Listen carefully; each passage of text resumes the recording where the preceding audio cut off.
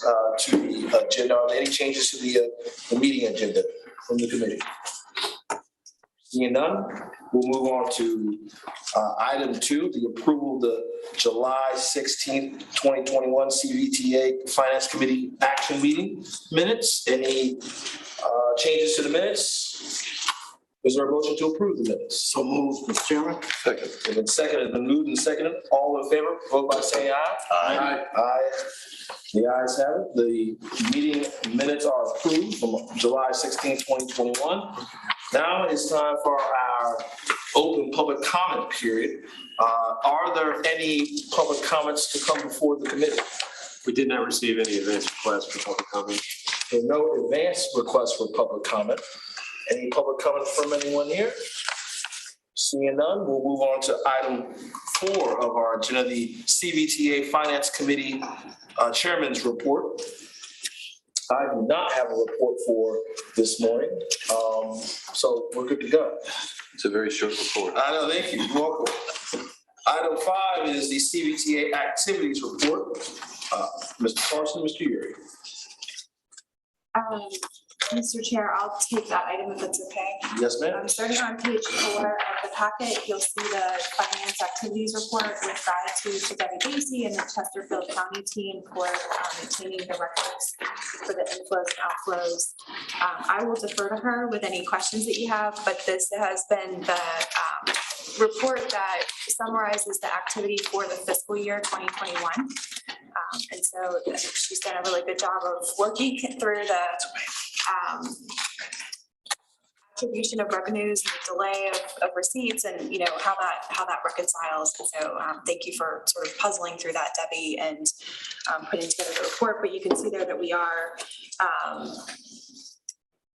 in tune with the activities of the inflows and then the kind of what I'll say automatic outflows to the local jurisdictions for the 50% distribution and the 15% distribution to GRTC. Just one question, Mr. Chairman. Mr. Brown. So are the collections consistent with the projection at this point? I mean, so the pandemic, has that had any adverse effect on our collections? I don't think on the whole it has had an adverse effect on the collections. Certainly there have been some shifts in revenues in fuels, but also in sales tax, jurisdiction to jurisdiction. So there's been some atypical collections just due to the pandemic. Probably, frankly, from my perspective, a little too early to tell how long that's going to last. But on the whole, I think we're in line with what we saw early on in the authority conversations, maybe starting in 2020.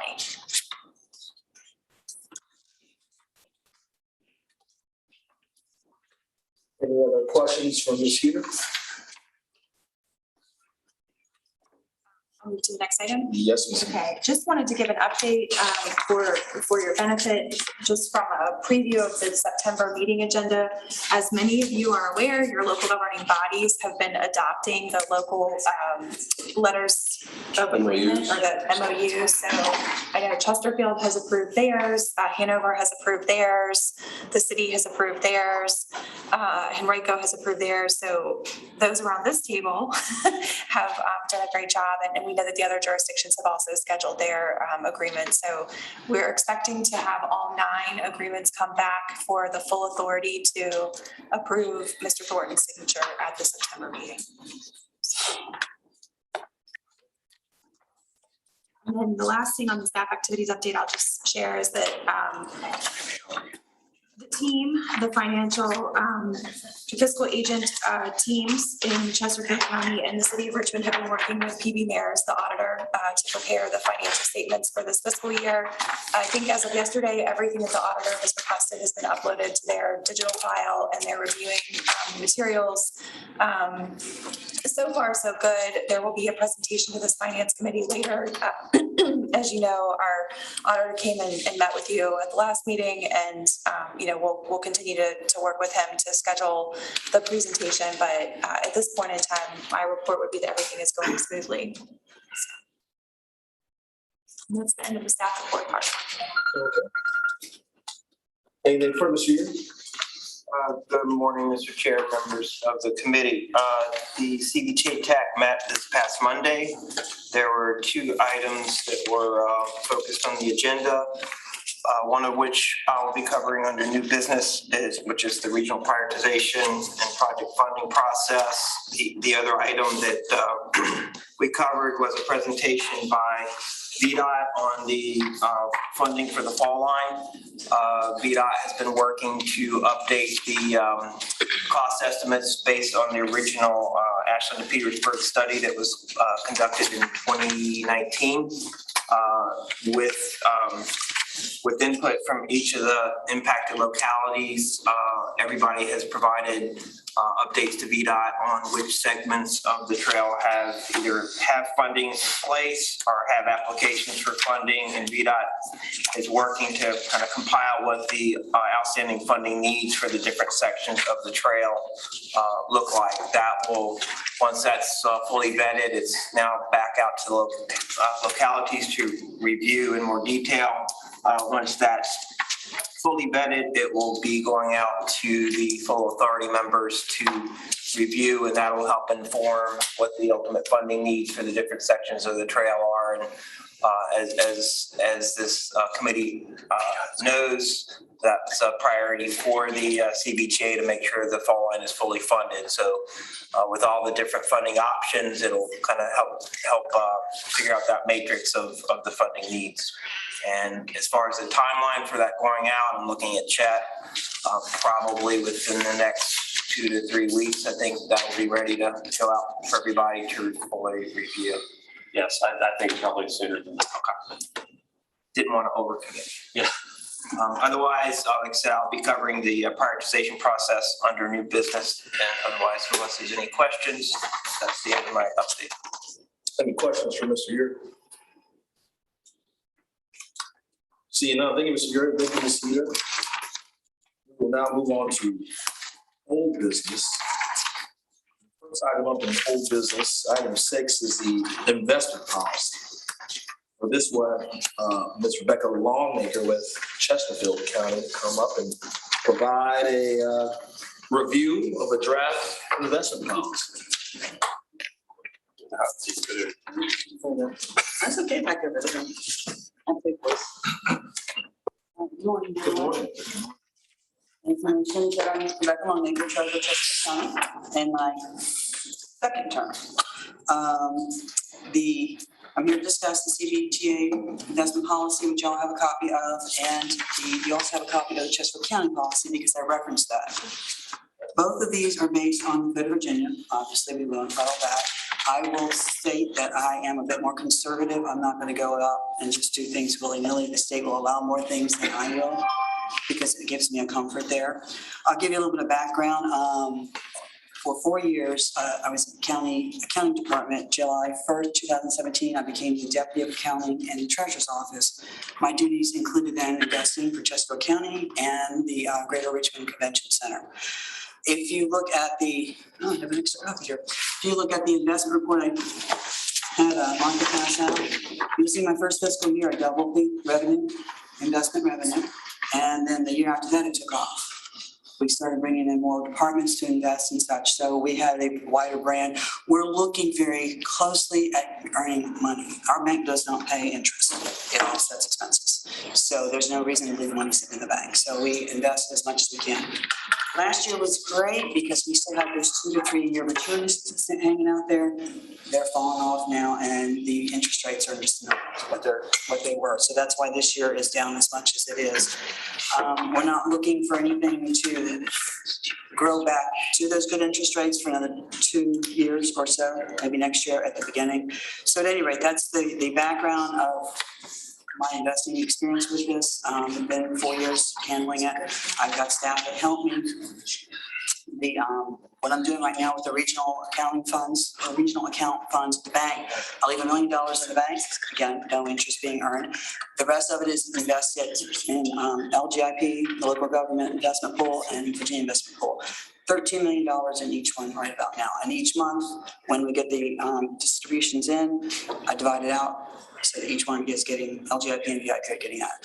I'll be tuning into the TAC meetings so that I can get a feel for when the funds are going to be needed, so that I can see when the forecast to have the projects going out there, so that then I can start investing in other vehicles. So we can start getting better interest rates than the liquidities. But right now, I don't know. So I got to keep it liquid and have it on hand. That's why the million is sitting there, because I can get same day distributions back. But what if you tell me at 3 o'clock in the afternoon you need to pay something? I won't have the money available to you.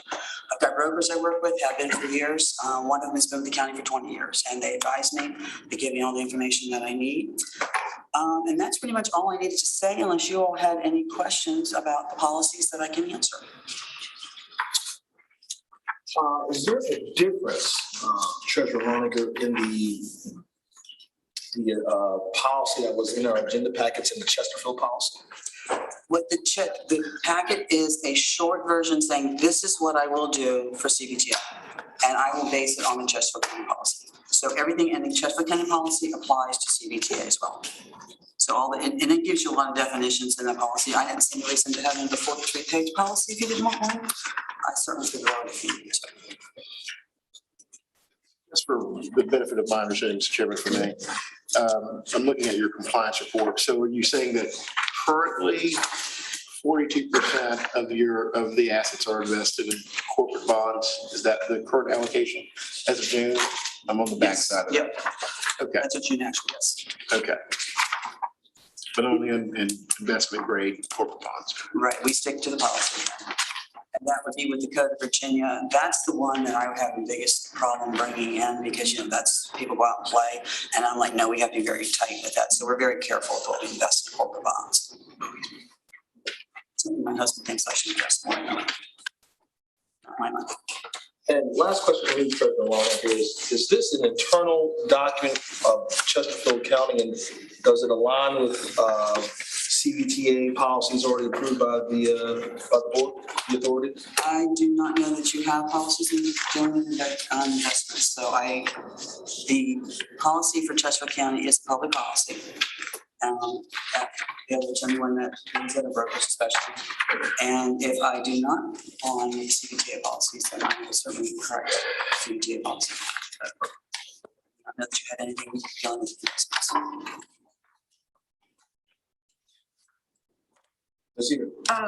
If memory serves, and I'm going to pull up the financial policies and procedures for the CVTA now, but if memory serves, I believe last winter when we brought the set of policies, we excluded investment policies in recognition that we wanted to get the fiscal agent agreements up and running, and then that those would be coming back. So this was one of those to-do list items following the original adoption of the financial policies and procedures, and then the amendment, and then this is the subsequent, I'll say like addendum to those policies and procedures. But I'm pulling it up to verify that. Any further questions? Well, thank you so much for your time this morning. Guess you didn't have to go very far, I guess, right? Okay, item 7, disposition of balance, FY 2021, administrative and operating fund. We have Mr. Harris with Chesterfield to come and brief the committee on this item. Mr. Harris. Thank you for the opportunity. This item is pretty straightforward. As you heard Cedar talk about her opening, we closed the books on fiscal 21, and in the administrative cost center, you got about $200,000 of retainage there. We had a partial year, it's kind of getting the organization going. So we got $200,000 there. And really the question for you all is what to do with that. The finance working group is taking a look at the issue. And it is the recommendation of that group that we leave the $200,000 and $90,000 in this account as sort of a little bit of a fund balance moving forward, given that you're first year and you don't know what expenses necessarily that you had in 21 that will repeat. You could have new things. I know there's a staffing question before you, so you may have additional expenses that weren't envisioned necessarily when we put that together. Your other options would be to make a payment back, proportional payment back to the localities.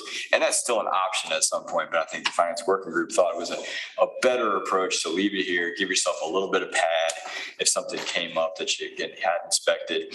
And a year from now, if we come back and we're consistently producing these kinds of savings in here, we could either, reduce future budget allocation to this fee, money back into projects, or we could do a distribution at that time. But I think just given the infancy of the organization, leaving that $198,000 where it is a good, safe play. But happy to take any questions you might have.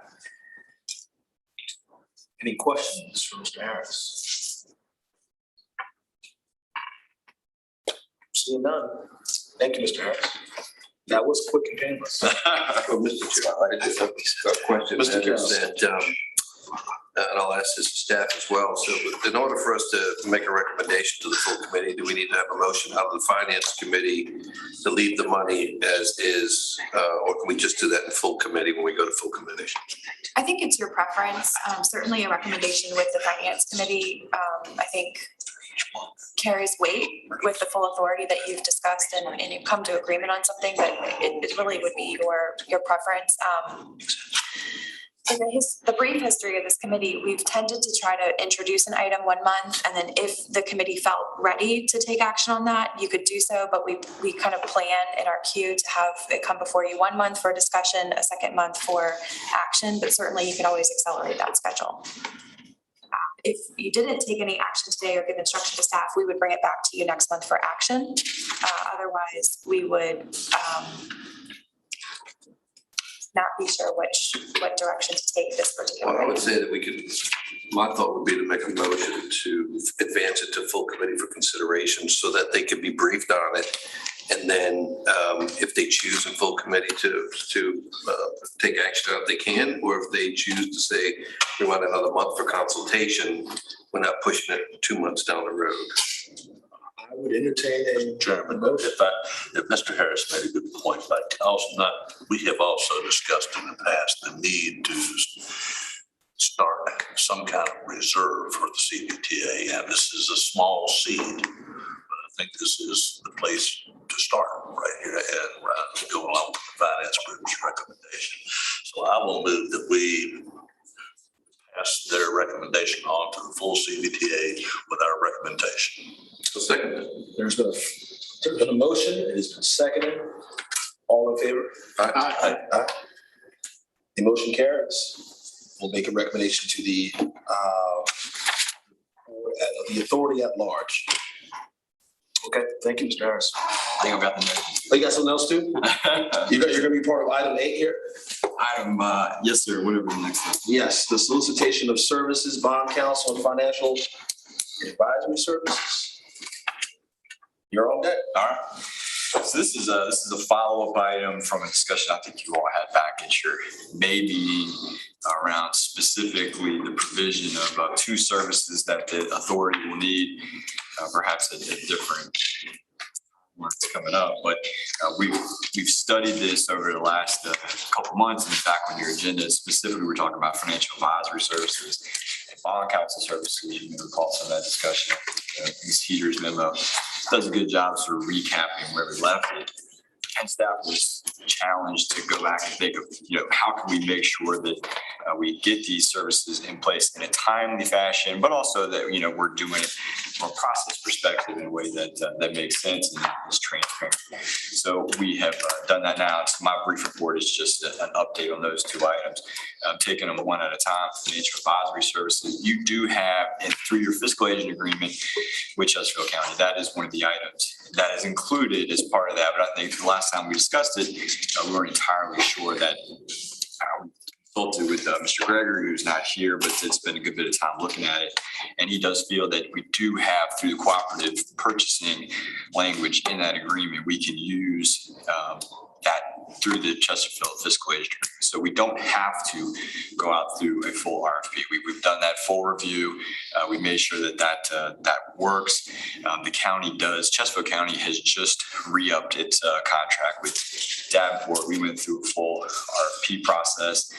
That was selected, and Davenport just happens to represent 6 out of the 9 localities for CVTA. So in terms of the broadest, and when we going back a little bit further, when we put the fiscal agent agreements in place, we were looking to place services with localities that had the broadest coverage amongst the member jurisdictions. So 6 out of 9, including 2 of the smallest and the 3 largest. So you get a good representation of the authority. So legal's looked at it. We feel like we can use that. What we would recommend, if we go that way, we could, there's basically a questionnaire that we would submit to Davenport to make sure that the level of service and pricing and all of those things are comfortable. The authority, this group was comfortable with how that would be structured. So there would still be that accountability. We wouldn't just simply go on the cooperative language that's in place, but that is there for you. The alternative would be to go through a full RFP process, although that is, a little cumbersome and certainly would take much longer. And I think in some of our recent meetings, at least the ones I've been part of, there has been a desire to start to think about those things. Not that we're on the verge of issuing any kind of debt, but we do have to think. I think to Mr. Peterson's point, if you're going to set reserve policies and those kinds of things up, it's better to do that sooner than later. So that's the reason for the 2 options on that front. The other piece is the bond counsel. You won't need that for some time. Again, you're not really close to a transaction. So we've in your packet, we've looked at this. You don't have to go out. It's an exempt service. You don't have to go out through any sort of procurement. You could just basically, pick someone out of the phone book if you so choose. We actually had a hard time finding an RFP because, again, localities just don't do it. But Chesterfield procurement team has worked with Ms. Heater and Mr. Gregory. And so we've got an informal RFP that we're working on, and we could put that out. And again, that one can take time because it took 6 months. It wouldn't delay any of the things that you were wanting to do. And you just don't have as much coverage in terms of the service provision by locality. It's a little more of a fractured, matrix, if you will. So I think we can treat those differently, and the timelines and the coverage in terms of localities lines up pretty well. So that really concludes the bulk of my report, Mr. Chairman. I'm happy to take any questions you might have. Mr. Brown? So, and then I fully appreciate the efficiencies with regard to cooperative procurement. One of the things that I think the authority needs to address, either in new business or at some point, is this idea of minority procurement and inclusion. Having some experience in both the financial and the legal space, there are opportunities for the inclusion of diverse counsel, diverse underwriters in these spaces. And so although there's efficiency in using a cooperative procurement, there also is the ability to exclude folks that we know historically have not necessarily had equal opportunity to access these services, which are very, very lucrative opportunities. And so if we decide to go forward with cooperative procurement, then I would ask that in addition to that, and I've worked with a number of these folks, that they include a joint venture partner, right? That they identify a minority or women-owned firm that can ride with them and participating in either if we ultimately get to bonding opportunities or the legal services. We do that at Dominion. We've had tremendous success with that. And there is a historical context as to why so few diverse firms are able to have these opportunities. And so I would just want to insist that we think about that if we're going to do cooperative. If we choose not to do cooperative, then we could do an entire RFP and everybody has an opportunity to compete. But if we're not going to do cooperative, if we are going to do cooperative, then I would recommend that we have a conversation with those partners and say, is there an opportunity for you to have an MBE participation in this engagement? And I know that, because that's a question that we asked this same firm, and I know they have done that in the past. So that's something that they're familiar with. And I think to Ms. Heater's earlier point, we have not, I don't believe, put in the formal procurement policies for the authority. So it's something we could bring back. Maybe it's a good time to do that and make sure there's some representative language, for on a broader sense, not just these two engagements, but just across the board. So it's good feedback. Ms. Heater? And I'll add, the comments that have been made this morning as well as at previous meetings have been heard at NRBA. And so we are working to actually do an overhaul of our procurement processes. We have a team actually internally and externally that's working with us, and we've been reaching out to, through the chamber, you might be aware, they've got kind of a group going, and so we've been able to be a part of that and benefit from some of the more I think advanced policies that exist in the region to be able to assist with a more intentional approach to be able to make sure that minority and women-owned, veteran-owned local businesses all have a better opportunity to compete, because oftentimes they don't. So I think that it's possible to accomplish what you're asking for in either path, but we want to make sure that we move forward on the path that suits the will of the committee. Yeah. So I want to identify with what Mr. Brown has brought up. And I think that's the issue we don't somehow get to discuss as much as we need to. And with this new entity that we have, we want to make sure as we build a foundation that we do appropriately, and to use the word that Mr. Brown used, we want to make sure we have inclusion. So we must make sure that we go in that direction of being inclusive. I don't see any other way except the right way on that one. Mr. Harris, is there a recommended action for the committee today? Well, I think the will of the working group would be to split it, the cooperative piece on the financial advisory services, just to be able to get that in place. And then the informal RFP, given the fact that legal services is a little different on that piece, with the caveat that on the cooperative piece that we need to have a subsequent conversation with them to make sure that they can deliver or open to that kind of arrangement, which again, through questions that we've asked them through our own engagement, I believe that they are. We can bring that back to just to make absolutely certain that that can be done, but I feel confident that it can. I fully agree with everything I've heard from fellow colleagues on the committee, the importance of inclusion. We all know perception is a big part of the game. CVTA has a responsibility to make sure that we are looking at all opportunities. And yes, we want to be considered and make sure that we have options for minority businesses to participate. But the most important organization group of all is the CVTA. And we need to be sitting there and making sure that when we take somebody on, we take on the most qualified people to do the best job for the CVTA. And that by putting it out with an RFP, we open the doors to everybody to have an opportunity to participate. First, not to say there's anything wrong with the cooperative approach, but I think it's very important that we not have the appearance of, okay, we've just selected somebody directly without having reviewed the other options. And for that reason, I'd be very more supportive of an RFP approach. An RFP, so just for clarification, an RFP for both the advisory services and bond counsel, because I think what you're recommending is bond counsel, but you're suggesting I'm that there's suggesting both. that both should be go through the RFP process. I don't think there's anything urgent time-wise that we have to do it, that we can't take the time to do a proper RFP and make sure that it is properly noted and put out in all areas to make sure that all potential participants have the knowledge and information to put in a proposal.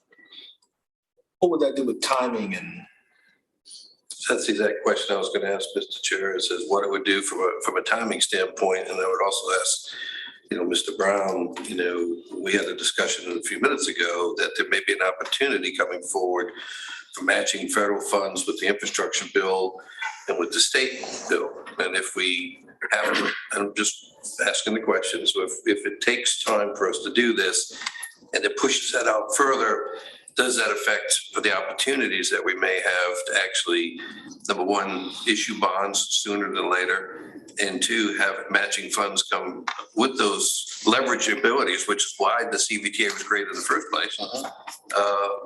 So my question is twofold. Number one, what's the timing and how long will it take to go through the RFP process? And two, to Mr. Brown, would that affect the ability for the CVTA to miss out perhaps on opportunities for federal funding? So Matt, for you first. Yeah, it's a little bit difficult to say, Mr. Carroll, but I would say somewhere between, by the time we get back on a calendar for this group and get through all the approvals and just the process, which is, you have to do with time response, I would say anywhere from 4 to 6 months. 4 is probably a little aggressive, 6 is probably closer to the mark, but The wheels of government spin so quickly. I think if I can just add a little bit of content to that. We drafted an RFP, and so I think that the schedule that we had identified was that it could be released as early as Monday the 16th, which would put, I think, out of fairness to all potential applicants or proposers, we would have the deadline be September 17th. And then that would then queue enough time, ideally, for us to be able to have staff level review, circulate to the finance working group and that group so that it could be back on the agenda for your October finance committee meeting. Then from there, and so you can see that very easily evolves into that, at minimum, that 4-month window that Mr. Harris is talking about. So from the finance committee meeting in October, then it would go to the full authority meeting, presumably at the end of the month. And then we would begin, kind of the negotiation process from there, depending on what quantity of proposals were received in the negotiations and whatnot. So I think that it's possible to have a financial advisory service on board by the end of the calendar year. It's a bit tight, but it is doable if we have firm direction today. I think my recollection was too, if I remember, is in full committee, and it may have been the one that we held in Chesterfield. We actually voted to have the RFP process created. Is that right? That's correct, which is why we went ahead and developed the RFPs and circulated it to the finance working group. Yeah. So you ask a difficult question because we don't know.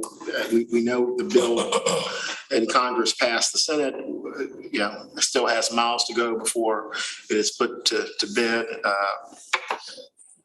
But there are now signs and opportunities that resources can be made available in the next month or so. I know at the CTB level, we are getting ready to evaluate interstate funding. That'll come up on the agenda in September and October.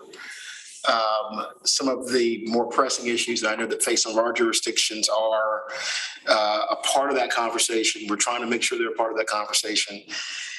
And it would be helpful to have an understanding as to, or to have resources available to us to analyze the various opportunities. I can't say that all that has to be done externally. I know that we tend to want to get external advice on that. I don't know which jurisdiction, or whether it be the plan RVA that we would burden with doing some of that work for us in the interim. So what I will say, Mr. Carroll, to your question is, I do think that this fall will be a very active period where there will be opportunities, and we want to be at the table. What I don't know is whether we have to have external resources to do that or not. I mean, we have some very, very bright people amongst the authority who might be able to help. I mean, I'm looking at John back there, some others who I'm sure could bring the bear if the money was on the table. But obviously having resources like Davenport or any third party advisory firm would be very helpful. But I can't tell you that we got to have them it'd be nice to have, so. No, but my question, Mr. Brown, not to you, but just, for the committee at large is, do we have the staff bandwidth and the capacity to even review or evaluate these RFPs? How do we feel about that? Well, the RFP for financial advisor? Well, I think, Will the fiscal agent? I think that's the plan, is the fiscal agent along with the staff, NRVA would be the first people to take on that responsibility, right? Is that the thought? Yeah, I think in talking with Mr. Harris and Mr. Gregory, my read of the fiscal agent agreement is that we're in a position at Plan RVA to shepherd the process, but what I would call the qualitative review of the RFP needs to happen through our fiscal agent agreement with Chesterfield and in consultation with the finance working group. That's the structure that you've set up to be able to have, frankly, accountability and the expertise at our fingertips, but also to be able to use the collection of the wisdom around the 9 localities to make sure that the interests of all 9 jurisdictions are input into the process. So I think we have set up a structure. It would be the communities to know whether or not the timeline is one that they can dedicate the resources. But I think thus far, my experience with the team has been responsive and, willing to do everything that anyone can to move the ball forward. What's one, Mr. Chairman, I think Ms. Heater has made a very good point. If we do the RFP, we're not sitting dead still in the water in the meantime. We do have the fiscal agent agreement in place. We do have the expertise of our finance group and their staff. So that things come along. We do have the means, I think, within not just here at Plan RVA, but throughout our various jurisdictions. We've got the expertise that we need to make sure that we're competitive in anything that's coming through. I think it's very important that we make the opportunities available to the broader community and just more to the straight. One last question, Mr. Chairman, if I may. Mr. Harris, so you all have recently done an RFP. Yes. How recently was that? This summer, we did a full RFP process. And I guess, what would be the different qualifications or skill sets that you would look for if in the RFP for Plan RVA relative to what you sought for Chesterfield?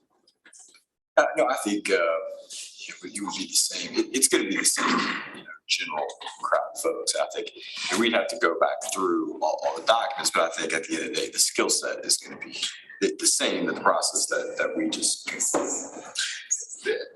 How many participants were there or respondents were there to your RFP process? We went through, got to the final stage with 2. Just 2. And how many were responded initially? I do not know off the top of my head. So, but it's a small for a primary on something like that. It's a relatively small population. So I guess another question would be that even if we went through the RFP process and we awarded it to somebody else, what happens if that award is not to a minority group or a vet group or any other group that we've talked about here? I think the fiscal policy that we're talking about having to put in place, part of that RFP process would be to make sure that whoever gets it understands that we're looking for these other things for cooperative measures, so to speak, with whoever gets it. In the end, we could end up exactly where we're at right now. But at least we have a transparent process that the community can look at and say, well, they put it out there for bid, people competed, this is how it ended up. And then, oh, by the way, and then we've also opened up these other opportunities in that process as well. I think in the end, we're going to end up in the same spot we potentially could be right now. But from a perspective of, as my colleague said, from a transparency point, at least the community, those who are looking, can say, well, it was fair. And in the end, that's really what we want.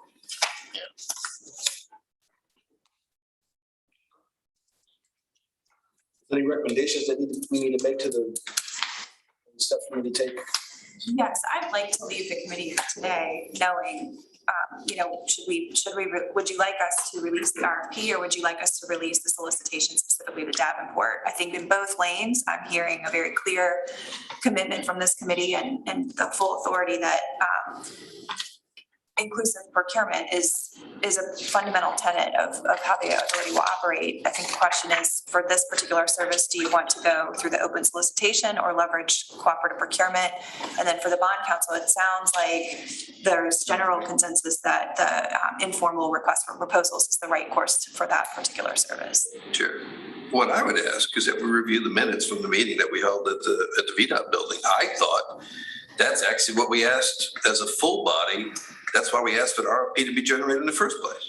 So I thought we already went through this process. Your motion at the full authority was to have staff work with the finance working group to develop and release 2 RFPs.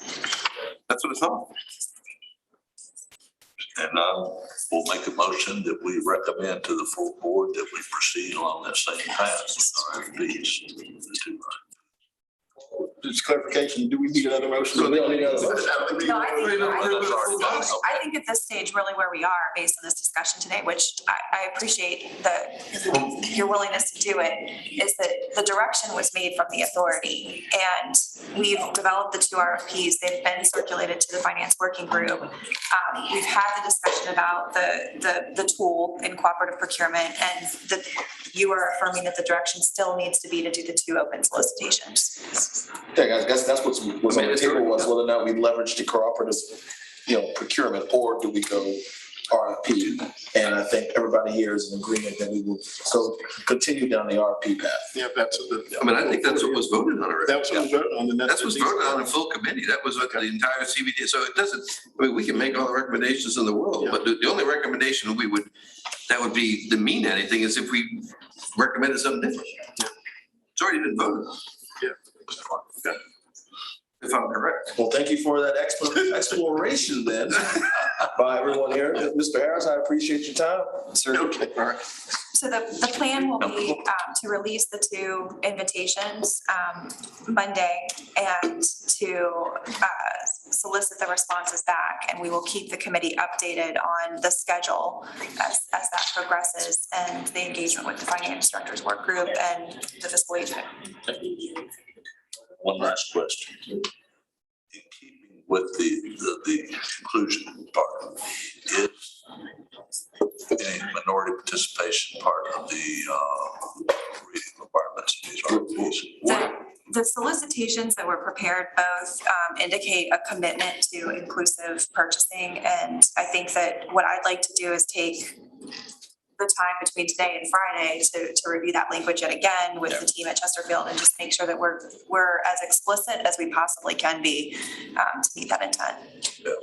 And just I would suggest, not necessarily for action, that some language that can be helpful in that is to say that arrangements or partnerships or joint ventures also will be considered satisfactory of that commitment. If someone wanted to propose an innovative venture, then that would be given some credit consideration. But okay, all right.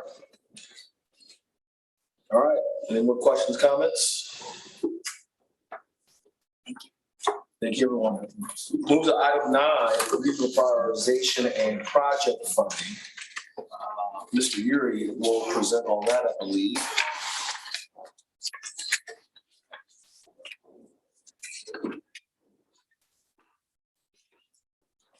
The floor is yours.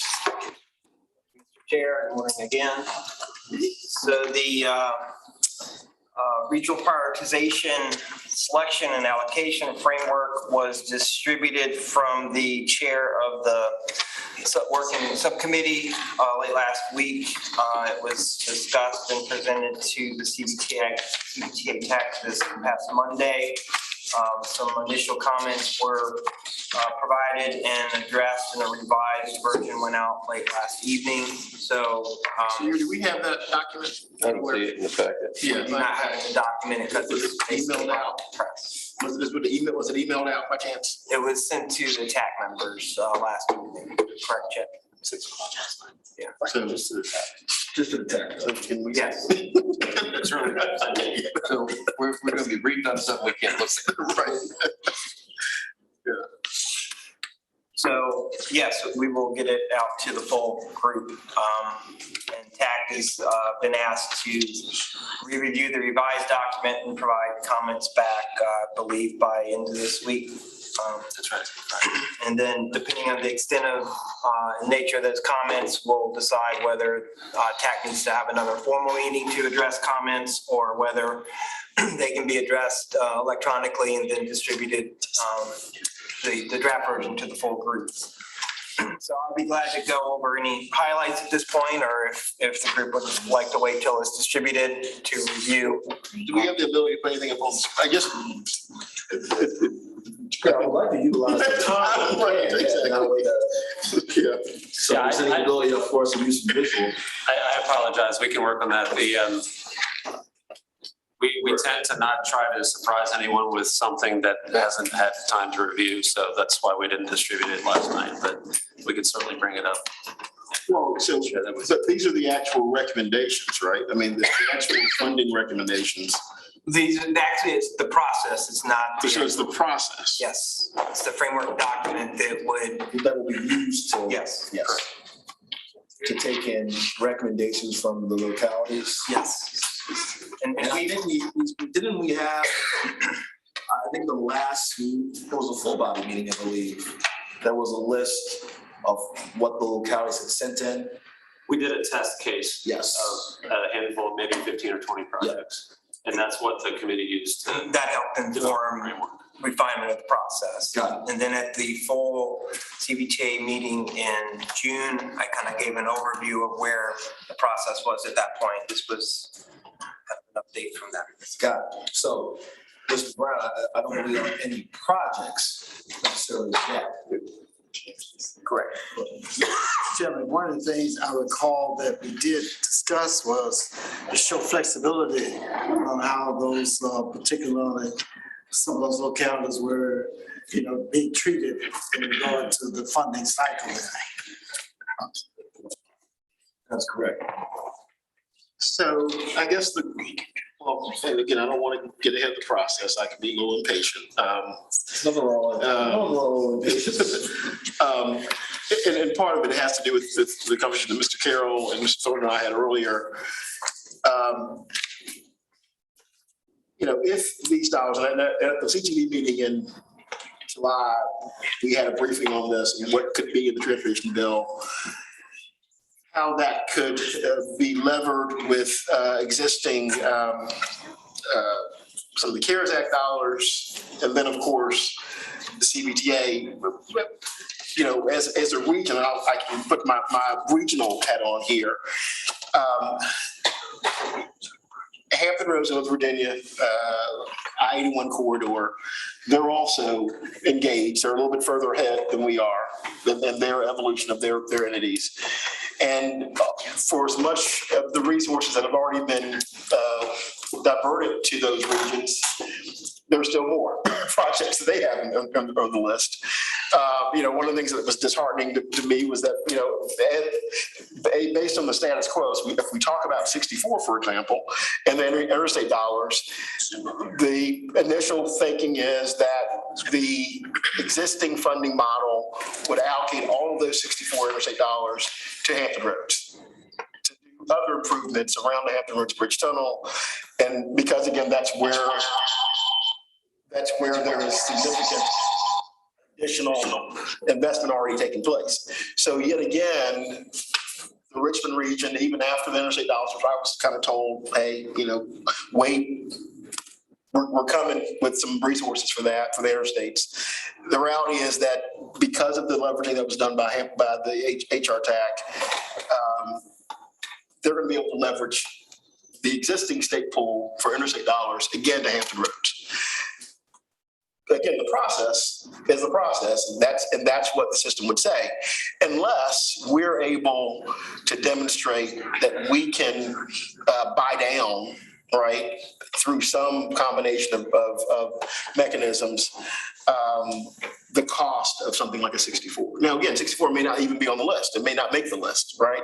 But if it did, we wouldn't want to miss this window because our ability to buy it down would cost us a lot less if we can leverage federal dollars that are potentially in this bill and do it now. If we can't, then we'll get the federal dollars, but then we'll be delayed further. So timing and kind of being strategic here matter.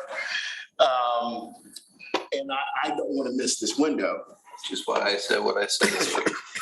Right. So that's where the anxiousness comes from, and having a sense as to what this output looks like.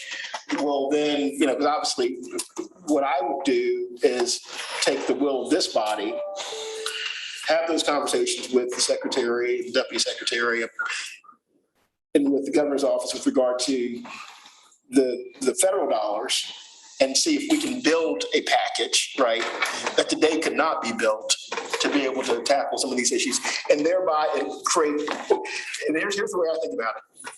It's like a 2 inch of a water balloon.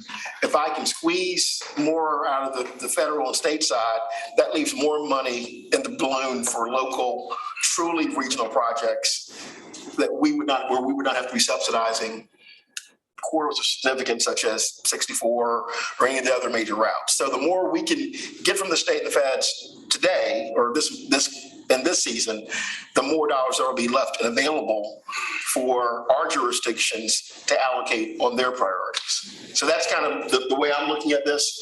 So that is why there's a sense of urgency in my voice. The same thing is true if we think about things like BRT and potential expansion of that. The more I can get from the state and federal pool while the money's flowing,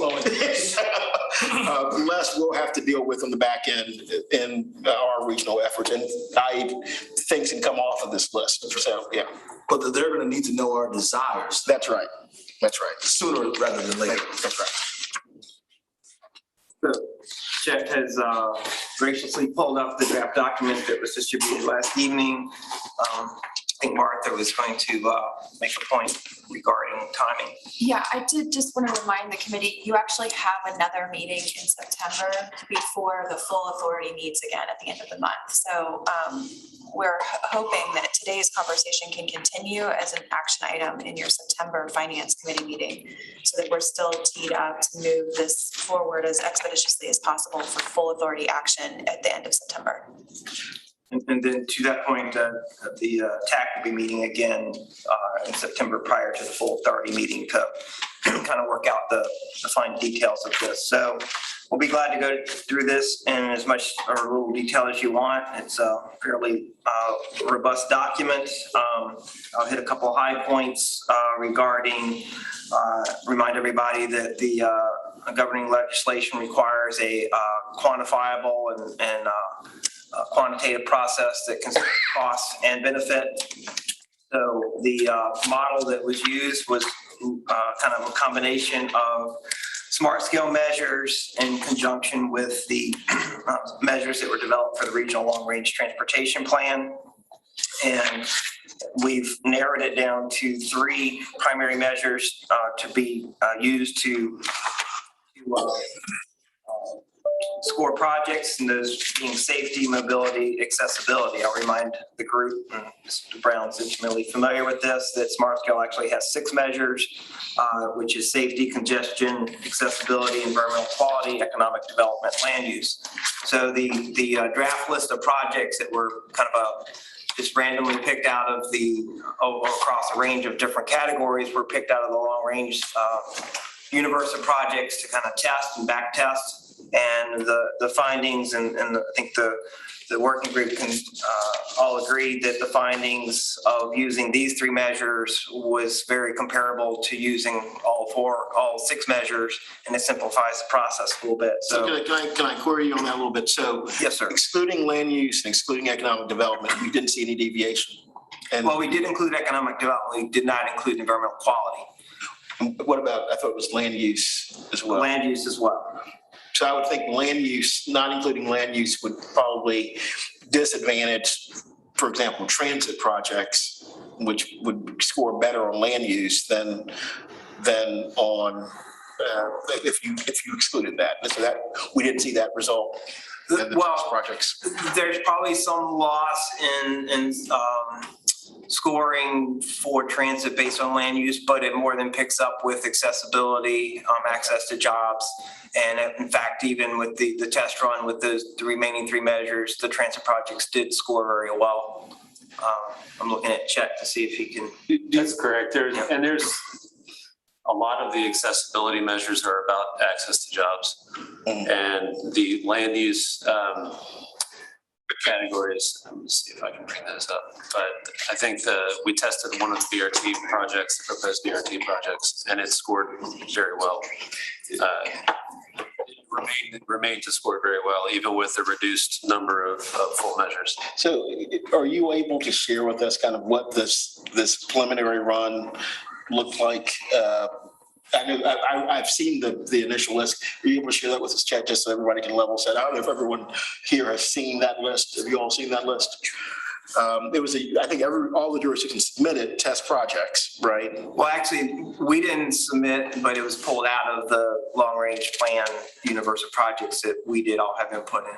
But they weren't really, it wasn't, this is the projects that Richmond wants, this is the project Henrico wants. So it's really not a representation of what would be submitted for, for actual funding. It's a possibility. So you pulled about the long-range plan from the TPO? Yes. Okay. All right. That's just to clarify. Because they'd already gone through the scoring process through that effort. And while Chet's pulling that up, I'll point out that we did tweak within those measures. So for example, accessibility does include an economic development component and an equity component. Okay. So it's not a apples to apples comparison across to the smart scale measures. Based on our current timeline, Mr. Ure, when do you expect that you would come to this committee with a recommended scenario based on current timeline and process? Scenario process or scenario project? Projects. I don't think we've fully developed that timeline. And obviously, we need the process approved before we can implement it. But what we've learned through the sort of the test exercise, it goes fairly quickly once everybody has the projects submitted. I think the goal is to keep the application process relatively simple and straightforward, unlike Smart Scale, which is a very cumbersome application process, as you know. So I think the expectation is if the process is approved at the September CVTA meeting, then certainly the TAC and I won't speak to staff's ability, but can quickly turn around the process to submit projects and have them scored within probably a month or so after the process is approved. I'm looking over at Martha and Chet for. So it sounds like we're talking about November. Yeah, I think that's reasonable. Well, I think we also have to, Mr. Chair, I think one of the things that may be a wise thing to recommend now to all of the 9 jurisdictions is that if you have projects that you want considered that were not part of the long range plan, then you need to get them submitted sooner than later so that they can be considered. Because what I don't want to happen is for us to put the process in place and then be delayed because localities have not prepared what they want to go into that list. Yeah. The other complexity that we just ought to be thinking about is, with Smart Scale, we identify the resources and then we say, this is, now give me your projects. Because we've not necessarily determined whether we're going to do a pay-go or some portion of bonding, that becomes a question, right? Is you don't know what you can fund until you know how much money you're going to have. You could say, well, this is what we want to fund, and let's figure out if we can get the money. But that's going to be a discussion that we're going to have, and going back to the prior conversation. So again, I think that's the process we put in place right now. Yeah. That we're gonna actually find out, have a list of what we wanna do, and then we gotta figure out how we're gonna pay for it. Right. Whereas, I will say, and I know that members of the committee saw the briefing that Mr. Harris did back in May, which was just, on what could happen if we did a percentage of 50% pay-go and 50% bonding. And even in that process, we looked at being able to leverage almost $1 billion. Yeah. Certainly not what they're doing in Hampton, but then again, they're getting $200 billion a year going into their leveraging. But nevertheless, it's $1 billion for regional project. Right. And we're going to do about, we'll do the regional, we'll have about 60 billion a year. I think that's right. Ms. Here, you have something that you want to add? I just wanted to confirm, sorry. I think what we've been talking about at the staff level is this chicken or egg almost, but the path that we've been going on is develop the list, let the authority review that list and decide how many of the projects on that list are priorities on what timeline, and then the financing strategy falls out of that, rather than deciding the financing strategy and then seeing how far those dollars will go. Yeah. So that's been the course that we've been operating under. And that's actually consistent with Hampton Roads. They had their list before they had the authority. So they actually did have their list before the authority. Priority projects for the region. Yeah, so they knew exactly what they were going to fund when they got the authority to go out and get the money. But, so is there anything you want to share with us about that? I think that, and Todd, feel free to jump in. I think that what this shows is the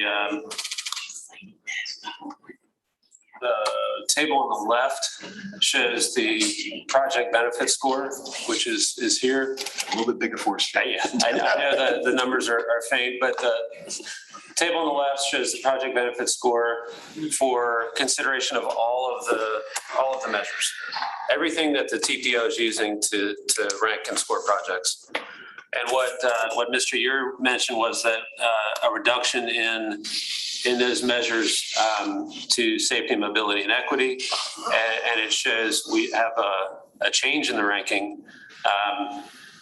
Projects moved up or down, looks like at the most 5 or 6 slots in terms of where they ended up shaking out in terms of the final ranking. But I think overall, the reduction in the measures to just these 4 didn't see anything drastically accelerate or decelerate up and down the list.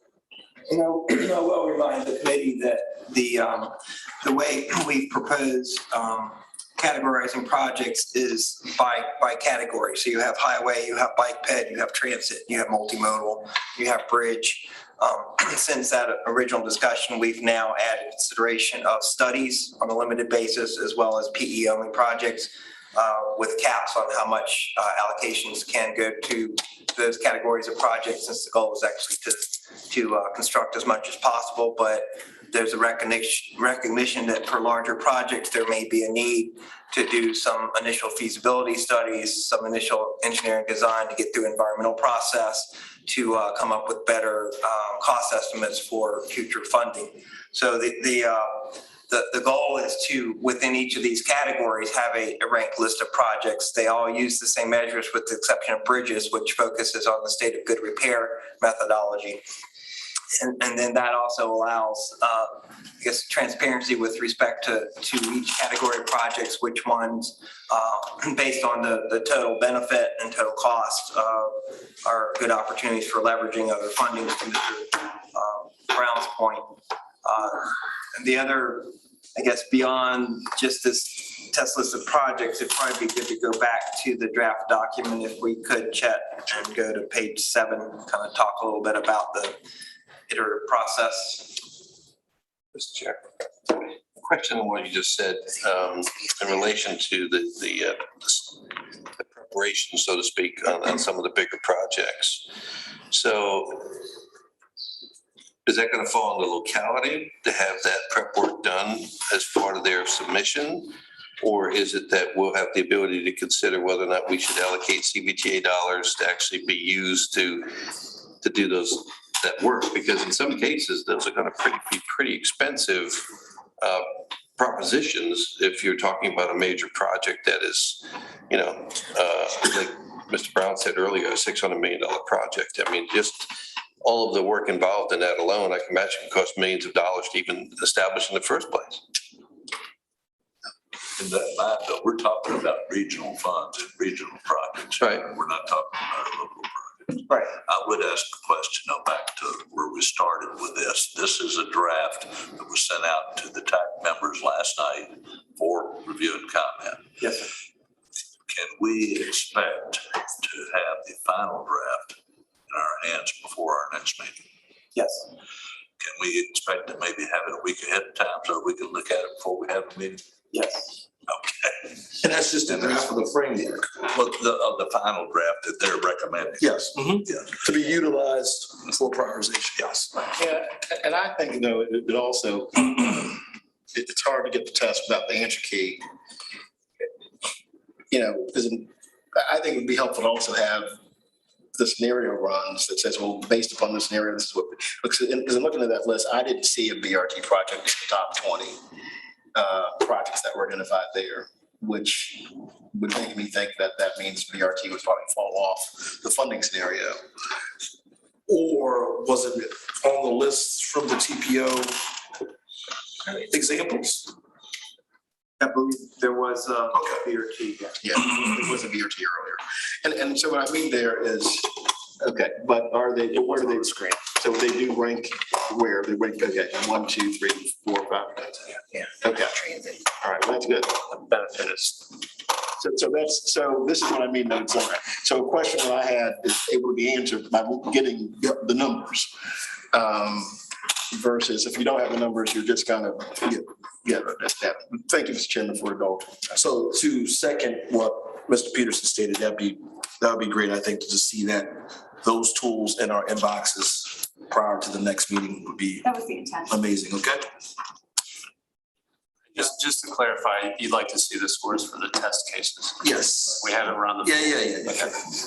So we know how it works. And if we could go to step 4, project selection, if that could be displayed up there, that might help them understand the role of the different groups. Yes, there we go. So one of the things we talked about, as I mentioned earlier, the legislation requires cost benefit, but what we also wanted to do is just give the raw benefit scores across the board. So what that will do is within those different categories of projects, that will tell you, irrespective of cost, this is the project that provides the most benefits. What that does is helps inform the CVTA of which projects, perhaps where they're of great value. If they have a very big price tag, once you put the cost component to it, it may not score as well. So that may kind of rise to the top as a project that would certainly benefit from leveraging from other funding sources if it is the priority of the region to get that project funded. So we see this as very much an iterative process where the CVTA staff will score the projects and rank within each project category, again, just simply based on benefit, then work with the finance working group and the finance committee to provide projected allocations over the 6-year window. Keep in mind, we are required to ultimately submit a 5 to 6 year funding plan. And then once we have those allocations, staff will go back, use the rankings and the project allocations to develop a recommended funding scenario that will then be reviewed by the TAC and then come back through the finance committee and the full authority for further consideration. Somewhere along the way will be the public engagement process, which is also required. So that draft list of recommendations, just with the smart scale process, will go out to the public for review before final selection by the CVTA full authority. You'll notice the sub-bullet is under number 3. The goal is to to distribute the funds roughly proportional to the total value of the requested amount of each project category. And the goal is also to provide projects from each of the different categories. So to Mr. Brown's point, if it's a priority to have a BRT project funded, then that will be within the transit category. Depending on where it ranks in there, it might be the top project, it may be lower down the list. The authority has the discretion of pulling a project off that list, even if it's not the top ranked project, just as the CTP does with smart scale projects. Just, Mr. York, just query, will the localities have the ability to say, for example, let's just say that in Chesterfield, if they're looking at something like a Powhite extension and they say, look, we're going to use a large portion of our jurisdictional allocation to buy down the cost of this project, but we'd also like regional support. Can they submit the project in that fashion such that if the cost, let's say, I don't know, let's say it's $500,000 or $500 million, if the cost after their contribution it's reduced to 250 million, is it scored on the 250 or scored on the 500? How is it? It's scored on the 250. So just a smart scale, if there's a buy down, if there's other leveraging, then that's considered within the application. And again, it may come in and let's say Chesterfield's going to say they're going to fund half of that project out of another source. Let's say it still doesn't score at the top of that list. So the conversation can continue as to, okay, does Chesterfield have the opportunity to leverage additional money to further buy down that cost to make it, make it a more beneficial cost project to consider. These, Mr. Chair, just to clarify, this framework also includes minimum qualifications for what is a regional project. So I would have to pass that bar as well. Mr. Chair, all of our jurisdictions have active participation on the TAC, is that correct? Yes, sir. I would ask then that TAC, through your TAC members, bring up the question, I believe, with Mr. Brown or Mr. Carroll brought up about getting these projects, getting started on getting these projects together now while we're still working on the process.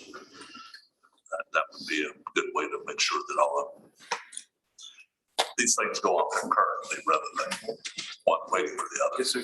Duly noted. I will point out that most of the localities and agencies are represented on the subcommittee for this process. I will point out that it is chaired by Chesterfield County, co-chaired by Hanover County, and then, of course, every locality and agency is also represented on TAC, which subcommittee will then, that process goes through the full TAC. So everybody. I just think that those members are probably the most direct action back to dealing with the projects. Well, part of what the slowdown could be is, quite frankly, is that each locality would actually have to vote on that prioritization package.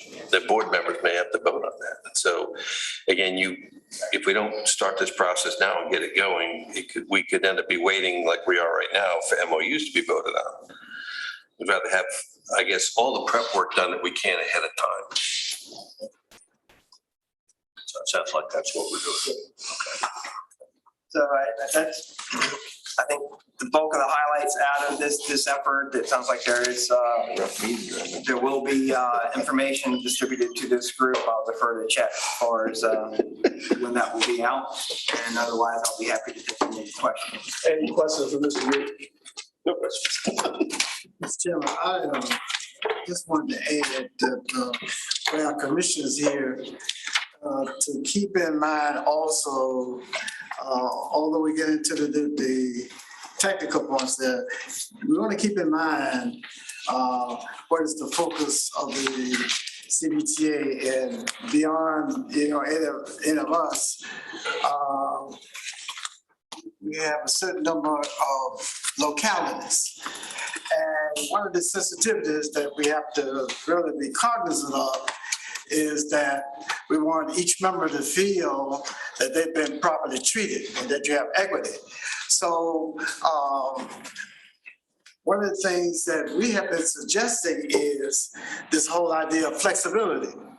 And flexibility really means this, that since you have large and small localities, as we kind of go about the various and sundry metrics like these, small scale, what have you, we also have some vistas in mind, okay? And therefore, one of the things that probably CVTA wants to hallmark will be in the fall line. But in addition to that, it was brought up, as we all know, that maybe, the fall line in some eyes may not be efficacious to every locality. So to be an inclusive then, one of the things we want to look at is flexible funding for the small localities. So you can say, okay, we are part of this too.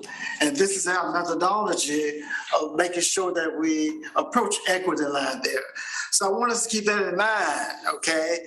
And so therefore, when we look at the metrics too, think about the flexibility involved there. I mean, I heard the number mentioned earlier, but that number was for,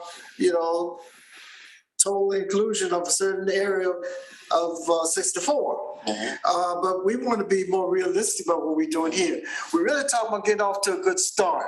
So I don't think we want to get caught up in minutia sometimes, okay? But what our focus is, and keep that mind on, we got some milestones we want to reach, but we also have members that are sensitive. So I just want us to keep that in mind. Well said. Any other comments? Thank you, Mr. Uri.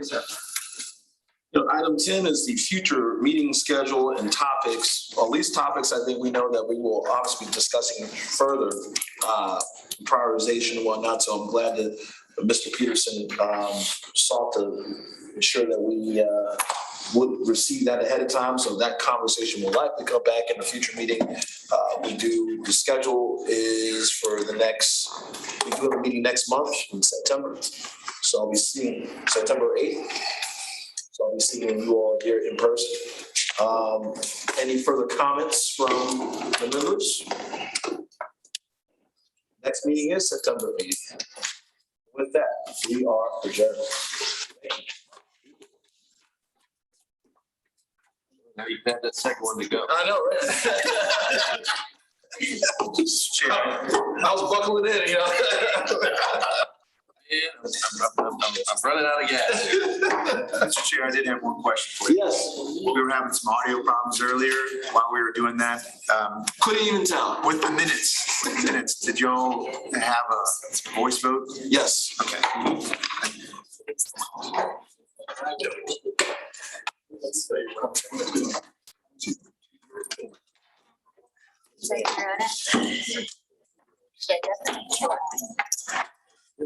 Tell me how long. I'm sorry, Jay? Yeah. Oh, yes.